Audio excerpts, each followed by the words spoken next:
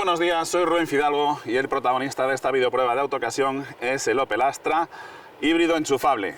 Esta prueba es una complementaria a la que hicimos hace unas semanas sobre el Opel Astra diésel.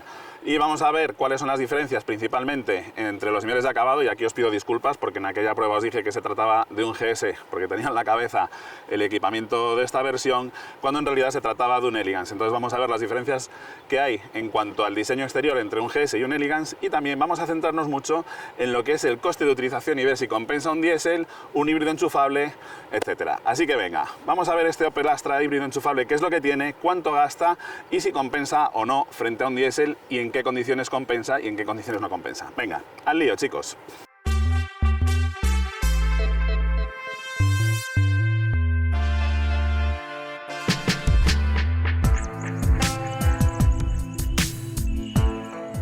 Bueno, antes de nada, este coche no es exactamente el acabado GS. De hecho, ya veis que, por ejemplo, el logo de Opel o atrás en las letras de Astra me van a venir con detalles en cromado, cosa que en el acabado GS, para darle un toque más deportivo, las ponen en un tono negro, ¿de acuerdo?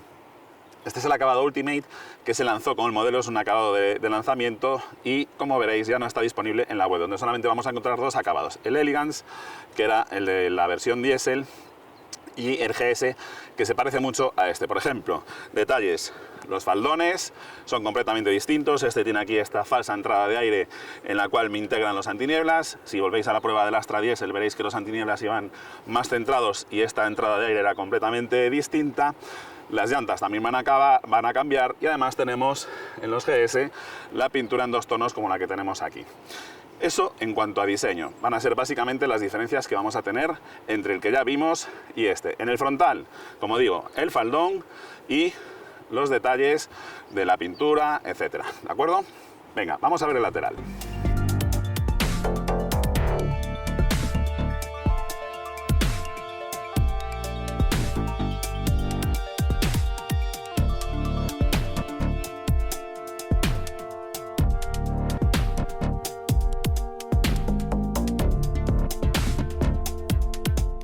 En la vista lateral también va a haber alguna diferencia con respecto al diésel que habíamos probado, principalmente debido a que esto es un acabado, digamos, equivalente al GS. Las llantas pasan a ser de 18 pulgadas en lugar de 17, neumáticos 225, 40, 18, la anchura es la misma, y lo que sí que me va a afectar un poco es en cuanto al confort, ¿de acuerdo? Más que a los consumos, que lo que más nos va a afectar es la anchura, y tenemos exactamente los 225 milímetros de ancho. La otra diferencia, bueno, pues la tenemos aquí en la tapa, donde tenemos la toma de corriente para recargar la batería de 12,4 kWh de capacidad.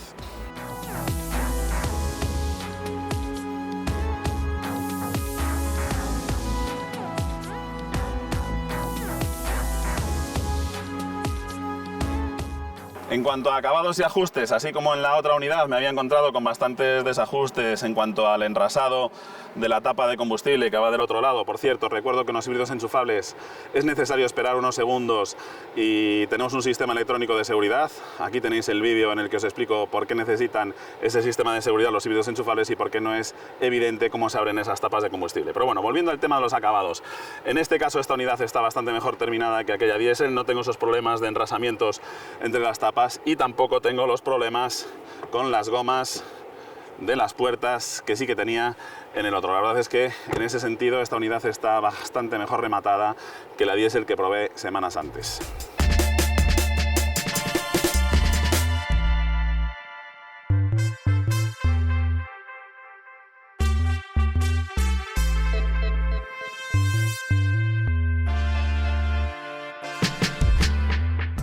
En la vista trasera los cambios van a estar en esta parte negra del faldón, pintada en un negro brillante, también el spoiler y el techo en doble color en este caso.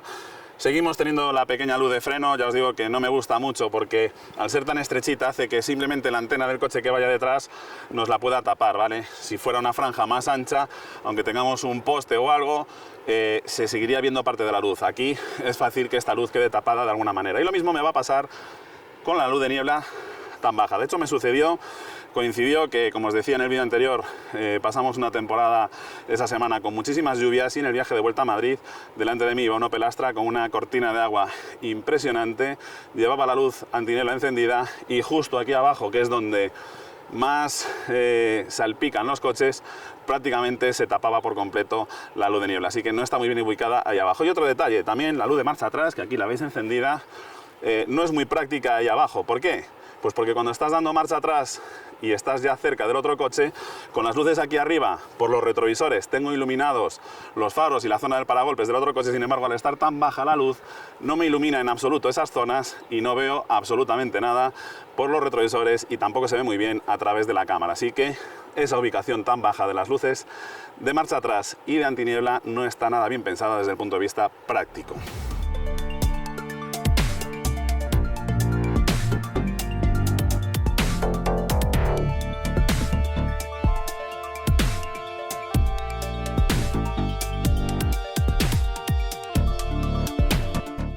En cuanto al maletero, una de las ventajas de este híbrido enchufable es que no pierde nada de volumen con respecto al modelo de combustión, algo que no es habitual en los híbridos enchufables. Seguimos teniendo los 422 litros, lo que sí que nos va a estorbar es tener que llevar con nosotros el enchufe, sí que nos va a robar algo de maletero.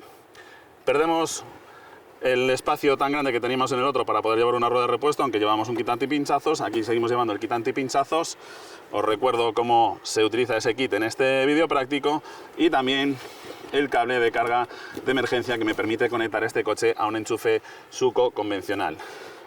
Abatir los asientos, etcétera, se hace exactamente igual que en el otro Opel Astra, así que os insto a que veáis el anterior vídeo.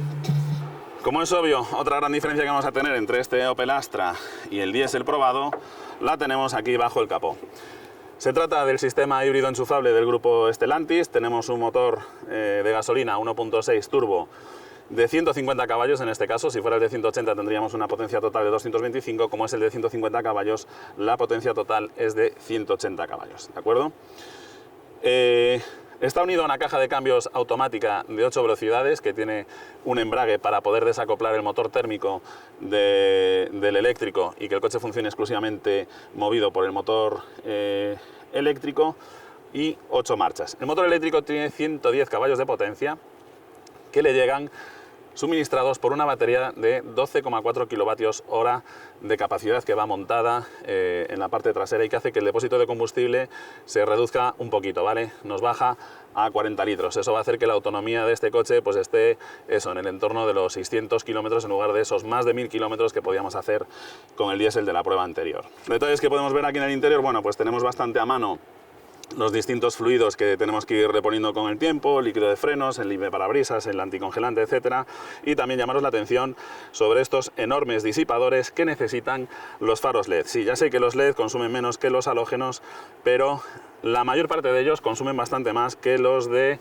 descarga de gas, ¿de acuerdo? Que los faros de xenón y bisenón. ¿Por qué? Bueno, pues porque se trata de LEDs de alta intensidad que generan mucho calor y, como veis, necesitan disipadores de calor enormes.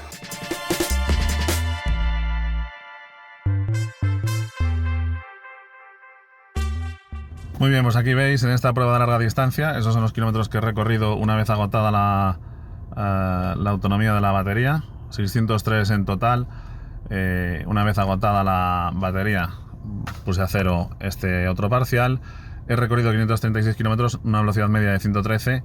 He ido con el control de crucero a 123 kilómetros por hora, que se corresponden con 120 kilómetros por hora de velocidad real por GPS. Y esta media baja, pues bueno, porque en el tramo de Piedrafita, en el que no podemos circular por la autovía porque se ha caído el puente y tenemos que ir por la vieja Nacional 6, y también en zonas en las que el límite está a 100 km por hora, por eso baja la media, no porque haya circulado más despacio que con el diésel, ¿de acuerdo? Ya veis, el consumo medio ha sido de, no se aprecia muy bien con esta cámara del móvil, 5,8 litros, ¿de acuerdo? Siempre con las baterías ya completamente agotadas. Muy bien, es el momento de echar cuentas y ver cuál es la rentabilidad de un híbrido enchufable frente a la versión diésel en cuanto a consumo. Pero antes de eso, creo que lo más importante es que entendamos cómo se homologa el consumo de los coches híbridos enchufables. Hay un montón de vídeos, de noticias muy llamativas en las cuales se dice que es que los fabricantes nos mienten con el consumo medio de los híbridos enchufables, que los consumos reales pueden ser de hasta 10 veces superiores al dato del consumo que homologan. Y esto es porque no entendemos cómo es la homologación del consumo de un coche híbrido enchufable. Y es que es muy complicado, porque como en un híbrido enchufable tenemos un coche que realmente funciona unas veces como eléctrico y otras veces como térmico, ¿cómo valoramos el consumo? Hay personas en las cuales un híbrido enchufable apenas van a encender el motor de combustión, con lo cual su consumo podríamos decir que es prácticamente cero. Personas que hacen larga distancia y que no lo cargan nunca, con lo cual su consumo va a ser disparatado. ¿Cómo se homologa para que todos los coches cumplan los mismos requisitos y sean comparables? Bueno, pues de la siguiente manera. Lo que se hace son ciclos de 23,5 kilómetros en los cuales el coche se somete a una serie de velocidades, aceleraciones, tiempos de parada, etc. Es una prueba que dura 30 minutos y se mide el consumo durante esos 23,5 kilómetros. Imaginemos, para hacer los cálculos lo más sencillo posible, que tenemos un coche. En lugar de hacer tramos de 23,5 kilómetros, vamos a hacer tramos de 25 kilómetros, para que las cuentas no salgan directas, ¿de acuerdo? ¿Cómo se hace el consumo de este híbrido enchufable que vamos a poner, por ejemplo? Bien, 25 kilómetros se sale con la batería cargada a tope, ¿de acuerdo? Hacemos 25 kilómetros y se para el test. ¿El coche sigue teniendo batería para realizar otro test de 25 kilómetros? ¿Sí o no? Si la respuesta es que sí, se hace otro test más de otros 25 kilómetros, ¿de acuerdo? Y el coche llega a esos 50 kilómetros en total y sigue teniendo algo de batería, ¿vale? Se repite de nuevo el test y en la tercera vez que se repite el test se nos agota la batería cuando quedan 5 kilómetros, ¿vale? Y en esos 5 kilómetros finales el coche nos va a gastar 0,25 litros de gasolina, ¿de acuerdo? Lo que se va a hacer es, después se realiza otro test a mayores, una vez que ya hemos agotado la batería por completo y ya hemos conducido algo el coche con el motor de combustión encendido, hacemos un ciclo exclusivamente con el motor de combustión. Y en ese ciclo de 25 kilómetros el coche me gasta, imaginaos, 0,75 litros. Bien, pues el consumo homologado de ese coche va a ser de 25 más 25 más 25 más 25 suman 100 kilómetros y me ha gastado 0,75 más 0,25 litros. Es decir, ese coche va a homologar un consumo de 1 litro cada 100 kilómetros. ¿Es cierto que el coche consuma 1 litro cada 100 kilómetros? No, es cierto que en el proceso de homologación ha gastado eso y el proceso de homologación es así. ¿Para qué nos sirve entonces el dato del consumo homologado? Bien, pues para valorar la eficiencia entre un coche híbrido enchufable y otro. Si yo tengo dos coches híbridos enchufables y uno me consume 1,25 y el otro me consume 0,9, lógicamente es más eficiente el de 0,9. La mayor diferencia va a estar sobre todo en cuánto va a ser su autonomía funcionando exclusivamente en modo eléctrico. Dicho esto, vamos a ver los números con este coche. Para poder echar cuentas de la rentabilidad de este coche y de los consumos me vais a permitir que tire de chuleta. Y os explico cómo hice los cálculos de los consumos. Exactamente el mismo recorrido entre Madrid y La Coruña, con la misma carga, el mismo número de ocupantes, las mismas velocidades, 123 km por hora en el control de crucero, que se corresponden con 120 km por hora reales según el GPS. Control de crucero, insisto, lógicamente en las zonas en las que están a 100 y en las zonas del puerto de Piedrafita donde no he podido circular por la autovía porque está cortada debido al puente que se ha derrumbado, pues lógicamente eso ha hecho que la media de velocidad, lo veréis en el vídeo que grabé al final del recorrido, veréis que la velocidad media fue de 116 km por hora. Pero bueno, las condiciones son exactamente iguales en los dos casos, ¿de acuerdo? En carretera, el consumo de este coche ha sido de 4,8 litros frente a los 4,2 del diésel, es decir, este coche ha gastado 0,6 litros más de gasolina que el diésel.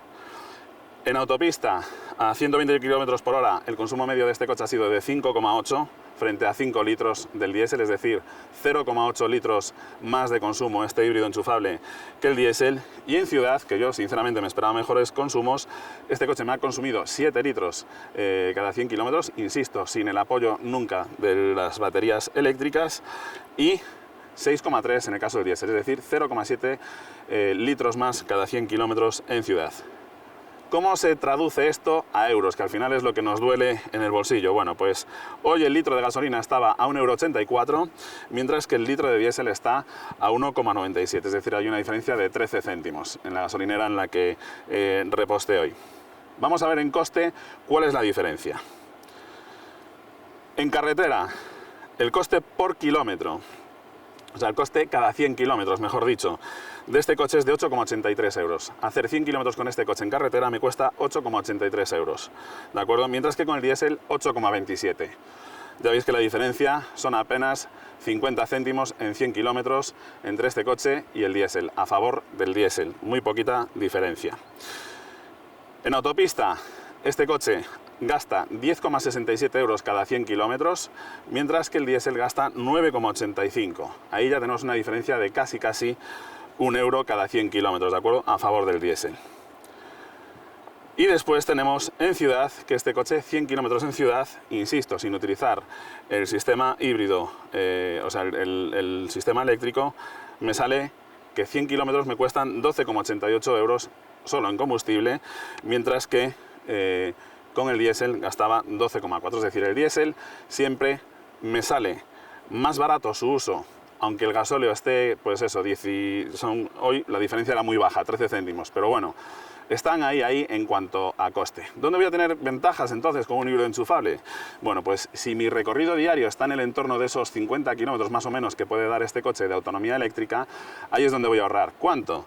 Bueno, pues con este coche, en un uso mixto entre ciudad, circunvalaciones, etcétera, he podido hacer hasta 44 kilómetros en modo exclusivamente eléctrico. Hoy el kilovatio hora está a 0,22 euros el kilovatio hora. Teniendo en cuenta que tenemos una batería de 12,4 kilovatios hora de capacidad, eso quiere decir que llenarle la batería a este coche me cuesta 2,73 euros, ¿de acuerdo? Es decir, que hacer 100 kilómetros con este coche en modo eléctrico me cuesta 6,2 euros, ¿vale? Lógicamente, en ciudades donde más rendimiento le vamos a sacar al coche eléctrico. Entonces, si este coche tenemos la capacidad de poderlo cargar a diario, nos movemos nuestro día a día, está casi siempre en ciudad, quiere decir que con este coche vamos a gastar 6,2 euros cada 100 kilómetros que andemos con él en ciudad, mientras que con el diésel es de 12,4. Es decir, gastamos exactamente la mitad con este coche en uso urbano o en recorridos en ese entorno eléctrico con respecto al diésel, ¿de acuerdo? Entonces, ¿cuándo nos va a compensar un FEV? Bueno, pues está muy claro. Primero, tienes que tener un sitio donde poderlo recargar.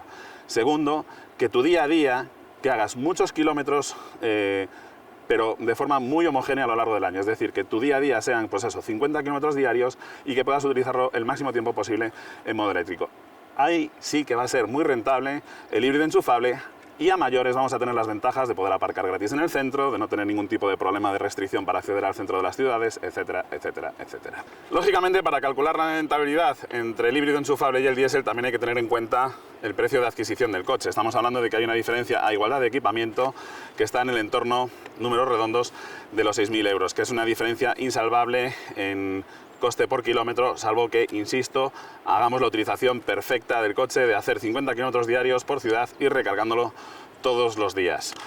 Esa sería la forma de amortizarlo, pero hay otras formas de amortizarlo, y es que, por ejemplo, si el coche en lugar de pagarlo a tocateja lo financiamos o lo adquirimos vía renting o leasing, las cuotas mensuales, la diferencia entre ellas es mínima. ¿Por qué?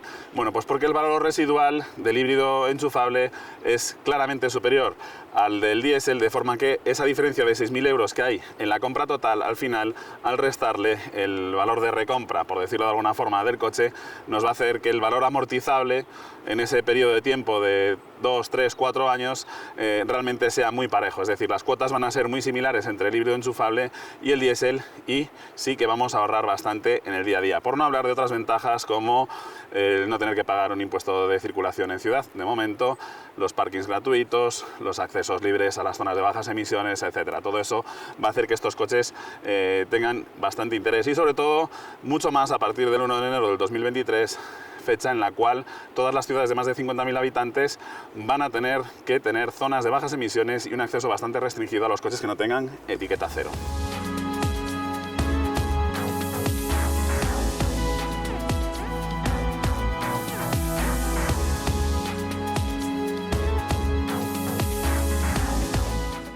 No me entretendré mucho en las plazas delanteras. Básicamente es el mismo diseño que teníamos en el diésel, cambia el acabado de estas molduras, también esta tapicería que pasa a ser de alcántara, el negro piano en la zona de los elevarunas, que ya os decía que no me gustaba mucho, y por lo demás el salpicadero es exactamente igual, con algunas funciones adicionales para el tema de la gestión de la recarga, que ahora las veremos, y eso sí, esta unidad equipa la tapicería de cuero, que además de ganar en atractivo tiene la ventaja de que me permite que los asientos, gracias a este perforado, además de calefactados, estén ventilados. Bien, como os decía, en el interior la única diferencia que vamos a tener es que en las aplicaciones vamos a tener esta que nos habla sobre los trasiegos de energía, y aparte de ver las estadísticas de consumo, etcétera, vamos a poder gestionar las horas de las recargas, a qué hora queremos que se active. Aunque lo tengamos enchufado podemos activarlo, esto también lo podemos hacer a través del teléfono móvil. Y el modo eSafe, que lo que me va a permitir es modificar cuánta autonomía quiero dejar de reserva en las baterías mientras me voy de viaje. Si el máximo que me garantice que voy a poder hacer 20 kilómetros en modo eléctrico, o que voy a poder hacer 10 kilómetros en el destino, ¿de acuerdo? A través de esa pantalla de la energía. Aquí volvemos al menú principal. Por lo demás, como digo, es exactamente igual. Bueno, hay otra diferencia, y es que tenemos la tecla para activar el modo B, que lo que hace es que tengamos una mayor frenada regenerativa y, como si dijéramos, más freno motor cuando levantamos el freno, mejor dicho, cuando levantamos el pie del acelerador. Otra diferencia en esta unidad es que tenemos el Head-Up Display. Como veis, proyecta la información sobre el parabrisas, además tiene muy buen tamaño, el proyector está ahí ubicado y hace que tenga, pues eso, una imagen mucho más tecnológica el coche. El salpicadero, como veis, con el mismo problema de que se me ve casi más a mí reflejado que la instrumentación del propio vehículo. En cuanto a las plazas traseras, tenemos el plástico rígido exactamente igual que en el otro acabado. Eso sí, tenemos este tapizado en alcántara. Nos quitan también el negro piano en los asideros para cerrar las puertas, que, como decía antes, también lo prefiero. Salidas de aire independientes, y uno de los fuertes que tiene este coche es que no pierde absolutamente nada de habitabilidad con respecto a las versiones térmicas, algo que no pueden decir la mayoría de los competidores en las versiones híbridos enchufables. Mejor aspecto que el diésel gracias a la tapicería de cuero, eso sí.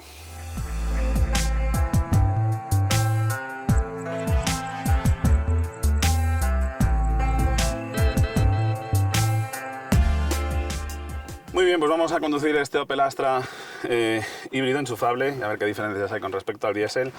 La puesta en marcha es tan sencilla como apretar el botón de Start-Stop. Si tuviéramos batería, lo que pasa es que, como bueno, ya os digo que la agoté por completo para hacer las mediciones de consumos. El coche arrancaría siempre en modo eléctrico. De hecho, él busca siempre la forma más eficiente de trabajar. Tenemos 3 modos de funcionamiento básicos: eléctrico, híbrido y Sport. En el modo Sport lo que va a hacer es que va a subir el consumo, pero sobre todo va a subir porque el motor de combustión va a estar trabajando más tiempo para generar electricidad y tener las baterías con algo más de carga para garantizarme siempre esos 180 caballos. Si no tenemos absolutamente carga en las baterías, tenemos 150 caballos de potencia, que es lo que da el motor de combustión, ¿de acuerdo? De forma que, al elegir el modo Sport, para garantizar que sí que vamos a tener siempre disponibles esos 180 caballos, va a ir cargando un poquito más las baterías. Aparte de eso, si entramos aquí en el modo módulo de energía y elegimos el modo eSafe, lo que va a hacer es que tiene varias funciones. Una de ellas es: no va a gastar electricidad de las baterías para garantizar que tengo suficiente energía para, por ejemplo, cuando llegue al destino, o incluso para ir cargando las baterías durante el viaje y garantizar que al llegar al destino, insisto en el tema de que las ciudades de más de 50.000 habitantes van a tener zonas de acceso restringido a vehículos de cero emisiones. En esas condiciones, pues nos va a interesar durante el viaje ir cargando las baterías para garantizar que vamos a poder entrar al centro de nuestra ciudad de destino.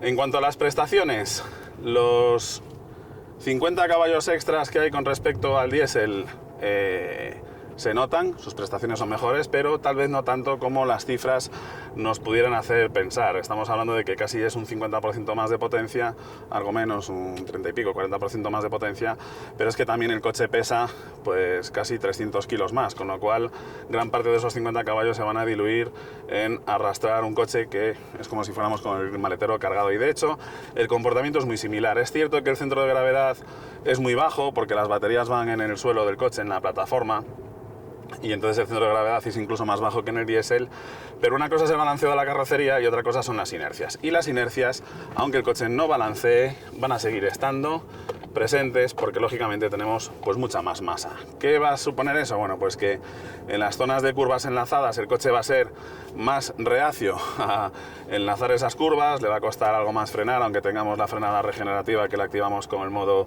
brake. Os recuerdo que tenemos un vídeo sobre cómo conducir un coche híbrido de forma más eficiente. Pues ahí es donde vamos a tener las mayores diferencias. ¿Qué ventajas tiene este coche con respecto al diésel en cuanto a conducción? Bueno, pues las prestaciones ligeramente superiores, sobre todo el uso en ciudad. Este coche en ciudad, cuando lo utilizas en modo eléctrico, es una gozada porque no hay ruido, es mucho más desestresante, no tiene caja de cambios, en fin, el coche es una gozada utilizarlo en modo eléctrico en ciudad. En carreteras secundarias vamos a estar penalizados porque el coche es algo más torpe debido a ese peso extra que tenemos, se nota mucho en la parte trasera, eso además también le va a obligar a perder algo de confort, ya no solamente las llantas de 18 pulgadas, sino el hecho de tener que endurecer la suspensión del eje trasero para ese mayor peso que tienen que soportar, hace que tenga unos muelles más rígidos, y los muelles, cuanto más rígidos son, más energía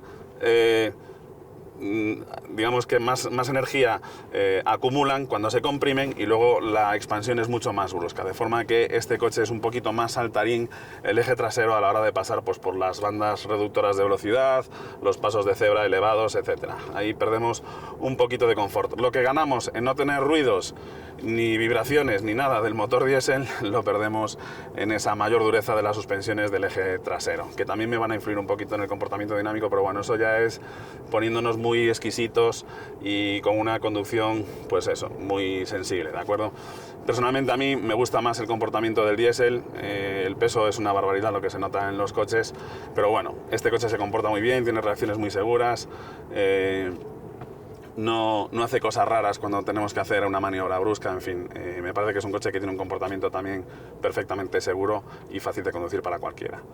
Bueno, y en cuanto a equipamiento, bueno, pues la verdad es que los equipamientos son equivalentes, ¿de acuerdo? Si elegimos los niveles de acabado similares, los equipamientos son los mismos. ¿Dónde vamos a encontrar más equipamiento aquí? Bueno, pues que al tratarse de un híbrido enchufable, vamos a poder programar los tiempos de recarga. Eso me va a exigir una mayor conectividad con el coche para poder programar a qué hora quiero que se active la recarga y a qué hora se desactive, y también voy a poder programar la climatización para que cuando me suba al coche ya esté climatizado a la temperatura de confort, y eso me va a reducir también mucho el consumo de la batería. ¿Por qué? Bueno, pues porque los coches eléctricos, ya os lo he explicado en algún vídeo, consumen mucho más en invierno que en verano, porque un motor térmico genera calor. De hecho, los motores térmicos tienen muy poco rendimiento porque de cada 10 litros de gasolina que quemamos, 7 son para calentar el agua del refrigerante, el motor y toda la historia, lo perdemos en calor y en lo que sale por el tubo de escape, y solamente aprovechamos 3 litros más o menos de gasolina para mover el coche.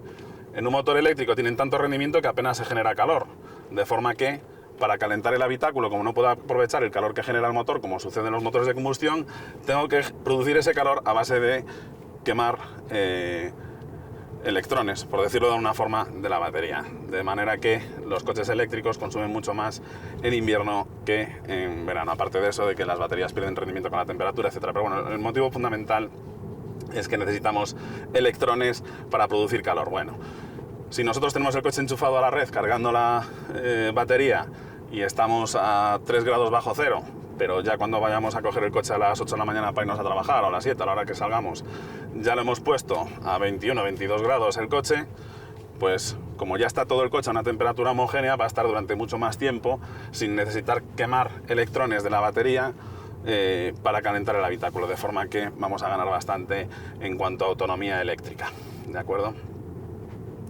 En fin, esas son las diferencias básicas que vamos a tener entre este coche y el diésel. En cuanto a prestaciones, no hay tanto como pudiera parecer sobre el papel, 180 caballos frente a 130. Sí que se nota el peso,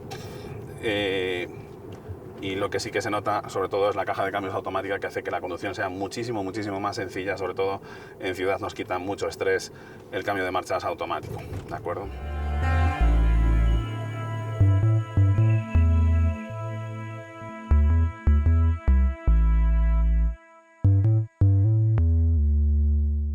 Bueno, ya casi estamos terminando esta videoprueba, así que es el momento de recordarte que te suscribas al canal de Autocasión, que actives la campanita para estar al día de futuras videopruebas, vídeos de coches clásicos y también vídeos prácticos muy útiles.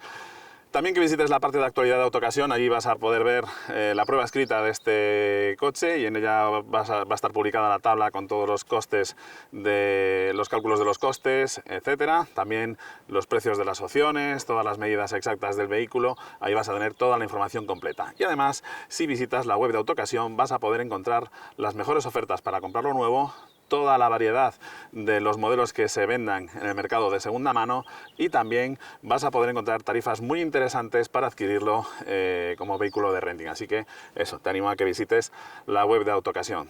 Dicho esto, y antes de decir qué es lo que más me ha gustado y lo que menos me ha gustado de este Opel Astra, ¿merece la pena el híbrido enchufable? Bueno, pues la respuesta es que sí.